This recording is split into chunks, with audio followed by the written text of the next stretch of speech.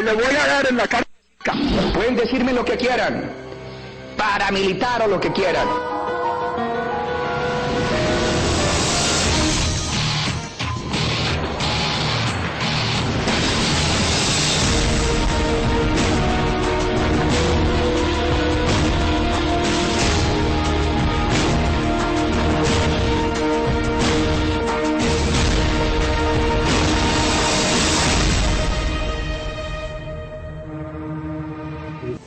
Era un presidente que viene de las regiones, que viene a caballo, que viene con sombrero, que viene como católico, que viene a tratar de construir el centro y a reconstruir por la fuerza la unidad nacional, en este caso contra las FARC.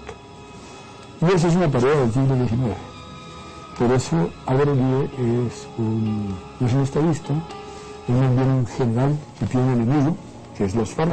El presidente Uribe, en su momento presidente Uribe, gobernó con muchísima gente delincuencial, con gente, y lo prueban las sentencias, lo prueban las decisiones judiciales, lo prueban las investigaciones. Yo creo que hay ahí todavía pendiente un juicio realmente político, pero también judicial, a un gobernante que actuó y operó con toda esa cantidad de funcionarios que hoy están desfilando por procesos judiciales.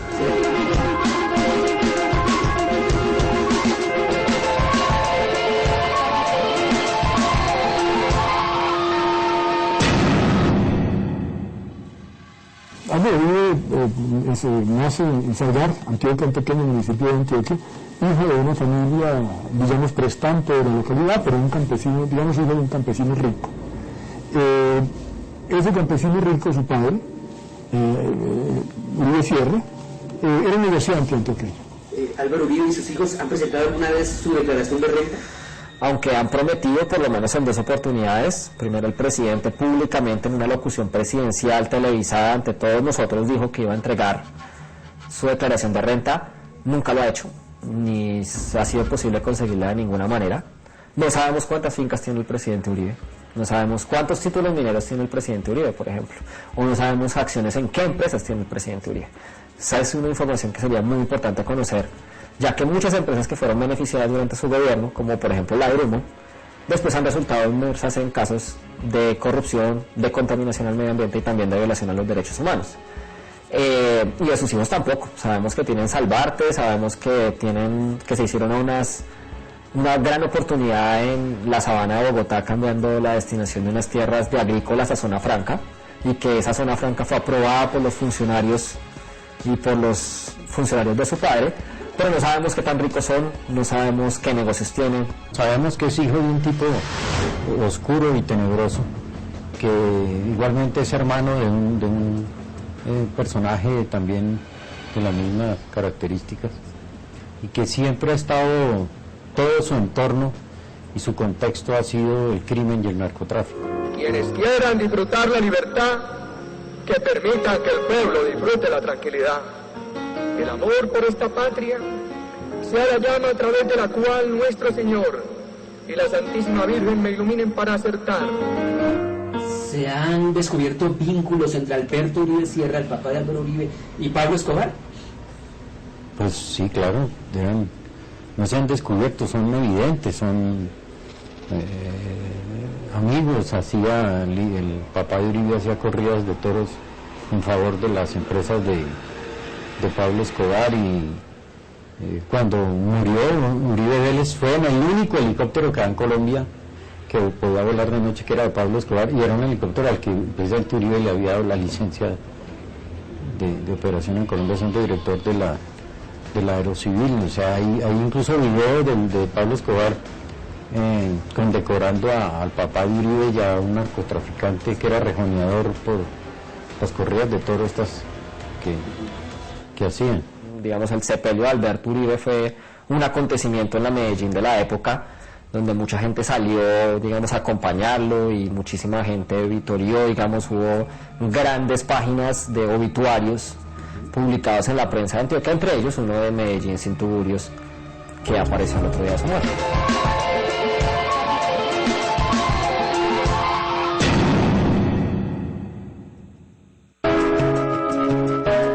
Al terminar la alcaldía, que fue, digamos, hubo bastantes controversias, pero no muchas, mucho más controvertida la carrera anterior de Álvaro Uribe, lo nombra el presidente Turbay, lo nombra en la aeronáutica civil.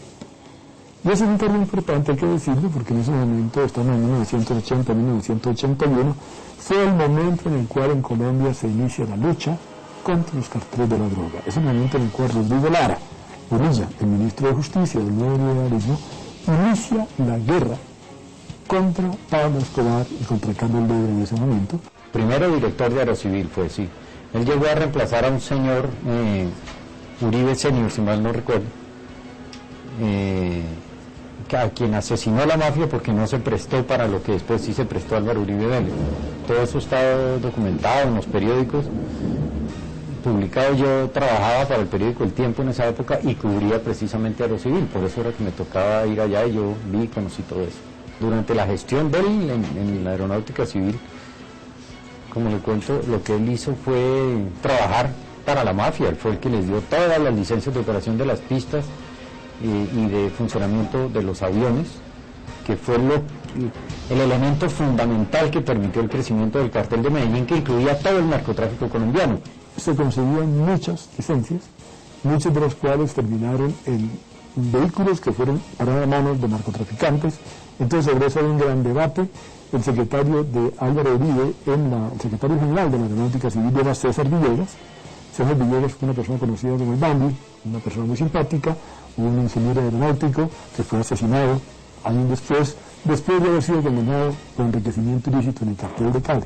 A Uribe Senior yo lo conocí, yo cubrí Aerocivil, como digo, y fue lamentable cuando lo mataron realmente, y se sabía que la muerte de él se debía a que no se había prestado para trabajar en favor del narcotráfico, como después sí lo hizo Uribe cuando llegó, que fue el que lo reemplazó. De la muerte de él, que yo sepa, nunca se investigó nada, como es natural en Colombia, y eso quedó así, yo creo, no sé realmente. El cargo que él ocupó era muy importante para el naciente grupo narcotraficante, el Cartel de Medellín, quien por aquella época había encontrado la manera de traficar droga por medio de aeronaves muy pequeñas y rápidas desde el norte de Colombia, especialmente desde Antioquia y desde Córdoba, hacia la ciudad de Miami, donde estaba, digamos, la operación grande de los narcotraficantes en Colombia. Hay más de 150 licencias que se concedieron a pistas y a helicópteros concedidos por Álvaro Uribe Vélez. Él siempre ha dicho que no asume la responsabilidad porque quien autorizaba esas pistas y esas aeronaves eran los comandantes de brigada y su subdirector técnico. Su subdirector técnico lamentablemente murió baleado en las calles de Bogotá cuando estas denuncias se estaban haciendo públicas en la campaña presidencial de 2002.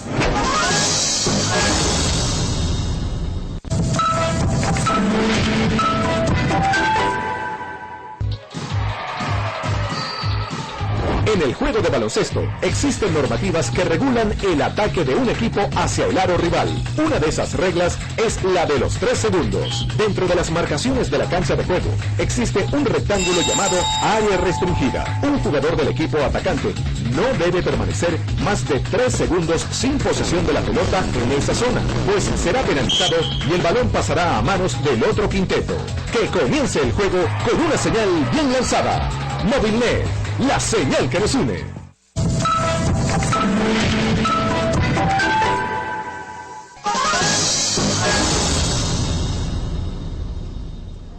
había estado haciendo unos contactos con el gobierno de los Estados Unidos para volverse informante, y en ese momento Uribe era candidato a la presidencia de la República y lo asesinaron. ¿Le había anunciado que iba a denunciar a Uribe? Él no había anunciado, pero yo sí supe que él iba a ser informante para el gobierno de los Estados Unidos contra el narcotráfico, el cartel de Medellín y todo este mundo al cual pertenece Uribe. Yo lo supe de fuentes directas del gobierno de los Estados Unidos y lo asesinaron. Él salió de la aeronáutica civil con este inmenso rabo y horripilante rabo de paja con el narcotráfico. Y después fue alcalde de Medellín, lo nombró Belisario Betancur. No me acuerdo cuánto duró en en ese cargo, pero sí recuerdo que lo despidieron del cargo porque por haber aterrizado un día en medio de una plaza de toros de mafiosos que estaban celebrando unas fiestas y unas corridas de toros, y él llegó, aterrizó ahí entre sus amigos los mafiosos, y el escándalo hizo que lo votaran. El presidente para entonces era Belisario Betancur.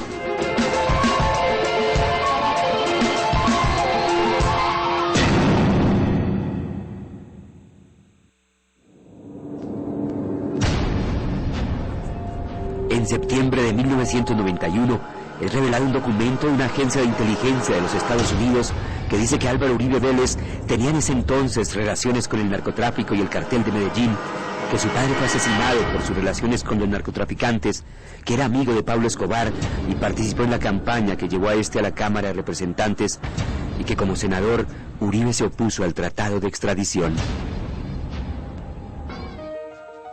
Álvaro Uribe Vélez, político y senador colombiano dedicado a colaborar con el cartel de Medellín en los altos niveles del gobierno.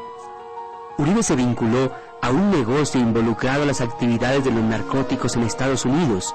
Su padre fue muerto en Colombia por sus conexiones con los narcotraficantes. Uribe ha trabajado para el cartel de Medellín y es un amigo íntimo de Pablo Escobar Gaviria. Él participó en la campaña política de Escobar para ganar la posición de suplente de Jorge Ortega en el Congreso de la República. Uribe fue uno de los políticos que atacó todas las formas del tratado de extradición.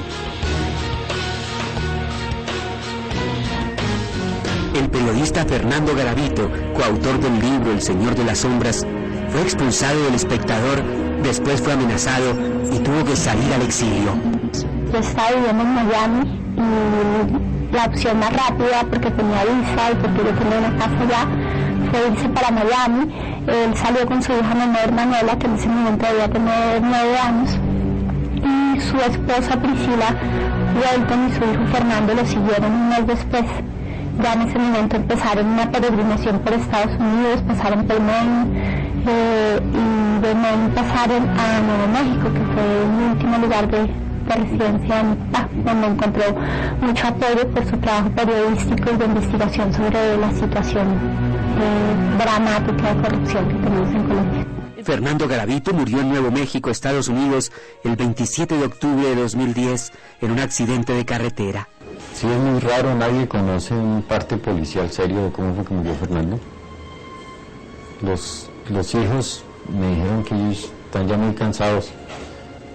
A ellos les tocó toda esta persecución de Uribe contra Fernando, y en medio del asilo, las condiciones más difíciles en las que estaban en Estados Unidos, murió Priscila, la mamá de ellos. Sí, claro, después murió Fernando, y entonces pues ya digamos que este país y Uribe le saben muy mal a ellos y no quieren ya averiguar más cosas por ahora, ¿no? Cuando yo leo ahora esas páginas y veo el cumplimiento de cada uno de sus pronósticos, particularmente lo que es la operación de chuzada del DAS y cosas por el estilo, las peleas con el poder judicial, los esfuerzos por silenciar a los jueces, todo eso Garavito lo había pronosticado desde el propio año 2002.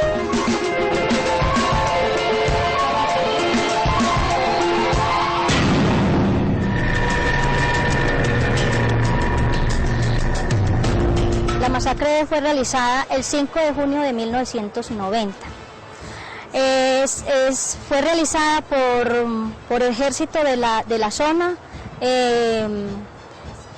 policía de Yarumal y el grupo de los 12 apóstoles que operaban juntos. Los 12 apóstoles lo encabezaba el cura del pueblo, el hermano de Álvaro Uribe, Santiago Uribe. Ellos, las primeras reuniones las hicieron en Santa Rosa de Osos, cuando empezaron a organizar el grupo. Ellos asesinaron mi familia. De la masacre quedaron 3 sobrevivientes, un menor de 2 meses, el hijo de Elvia, de 2 mesecitos de nacido.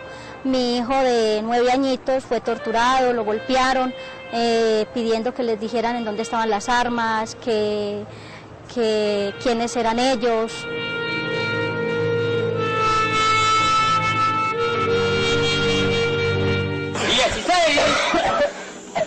...16, 17, 18...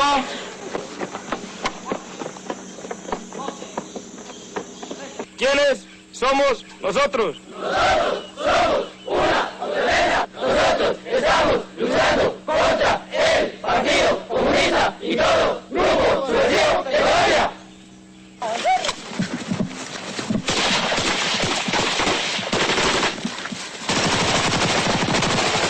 Mi familia era militante de la UP. Todos en la familia éramos militantes de la UP y por eso teníamos la persecución política, por eso tuvimos tantos desplazamientos, por lo mismo. Varios testimonios señalan a Santiago Uribe Vélez, hermano del expresidente, como el líder de los 12 apóstoles, grupo responsable de más de 50 asesinatos cometidos en los municipios de Santa Rosa de Osos y Yarumal, en el departamento de Antioquia.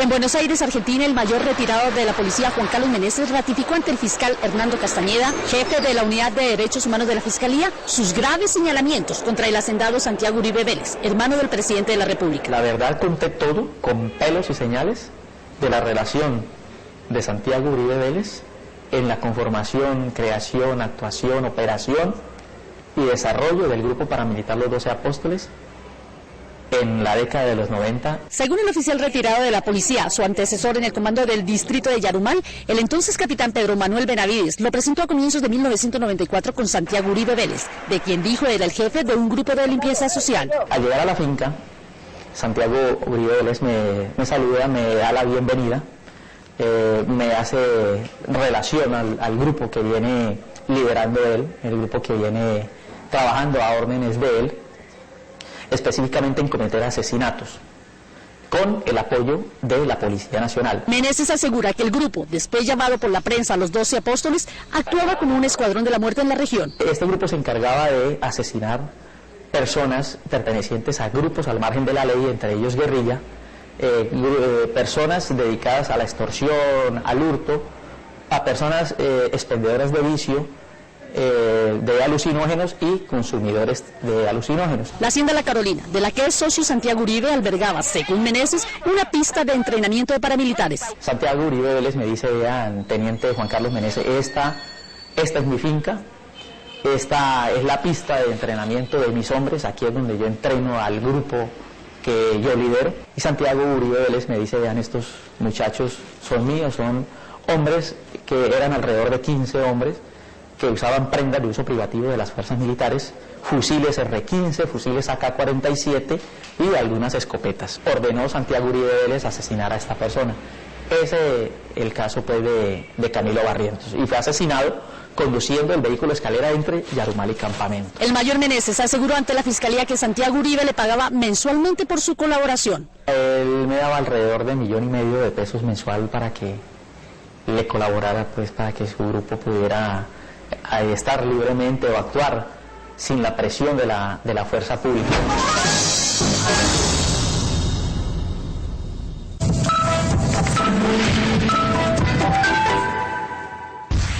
Un recorrido permanente por la noticia, para informar de forma veraz y oportuna. Información precisa y de primera mano. Los hechos que afectan al mundo, abordados desde su origen con visión latinoamericana. La noticia más allá de lo que otros pueden ver. La señal informativa de América Latina.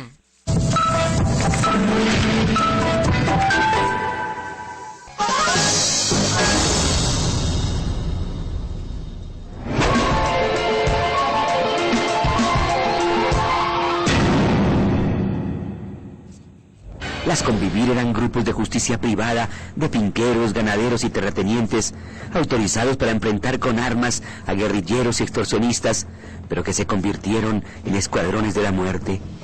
Álvaro Uribe creó 167 Convivir en el departamento de Antioquia. Tengo la memoria muy fresca, porque he hecho un esfuerzo de memoria.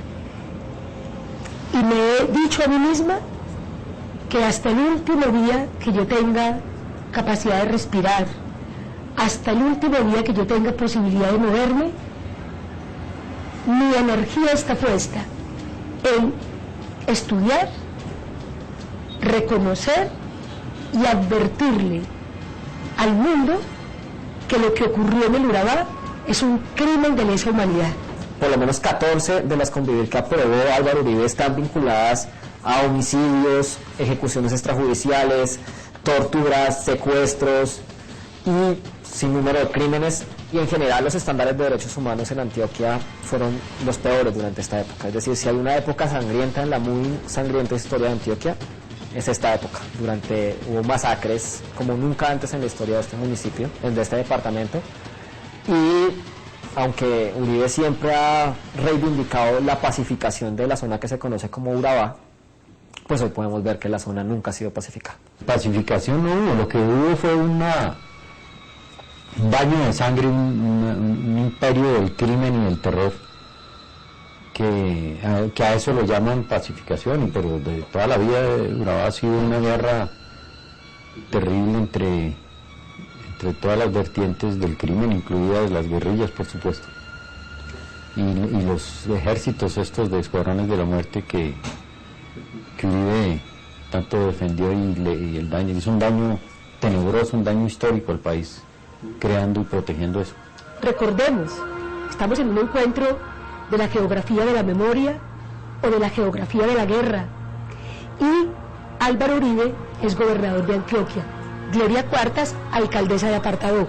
Época 1 de enero 1995 a 1997. Álvaro Uribe, gobernador de Antioquia, se prepara con los grupos económicos, políticos, sociales, como el empresariado paisa, especialmente sindicato antioqueño, y Augura, pero especialmente con Augura, se reorganiza una decisión política de dos elementos. Uno, establecer la estructura paramilitar en la región del Urabá. Álvaro Uribe es responsable de la conformación de las estructuras paramilitares en la región del Urabá. Uribe, como gobernador, fue el gestor y el impulsor de los escuadrones de la muerte, que todavía existen, que hoy son todavía más fuertes que nunca, que hace muy pocos días paralizaron 5 departamentos y que se dieron el gusto de demostrar que tienen un gran poder y que nadie puede contra ellos, y que pararon incluso la ciudad de Medellín, inclusive detuvieron las operaciones del metro, pararon la ciudad de Santa Marta, etc. Todo ese crimen, toda esa AMPA es consecuencia de lo que organizó Uribe desde la gobernación de Antioquia. El general Ritualejo del Río con Pedro Juan Moreno organizaron toda una estructura para recoger dinero de los empresarios. Recordemos que más tarde se sabe lo de Chiquita Brands, ¿sí? Y se reorganiza lo que se llaman vigilancias privadas, todavía no era convivir, y Carlos Castaño tiene una imaginación geográfica de la región. Él tenía muy claramente, tenía clarísimo que la región del Urabá tenía un horizonte en el nuevo mercado con el Japón, porque era necesario todo el mapa minero de la región del Urabá. Es el lugar donde el modelo económico logra tener una mayor fortaleza para que la exportación, la producción con maquilas, la utilización de los recursos sea más fuerte. Esa pacificación se produjo de la mano de un general que hoy está preso por esos hechos precisamente, que se llama Ritualejo del Río. Ritualejo del Río era el comandante de la brigada, y testimonios de paramilitares como Salvatore Mancuso, como alias el Alemán, han dicho que él operaba de manera directa con los paramilitares, es decir, que se hacían operativos, que se subían en los mismos carros, que cuando los paramilitares iban a atacar, los militares corrían sus bases, y por esos hechos se está respondiendo ante la justicia.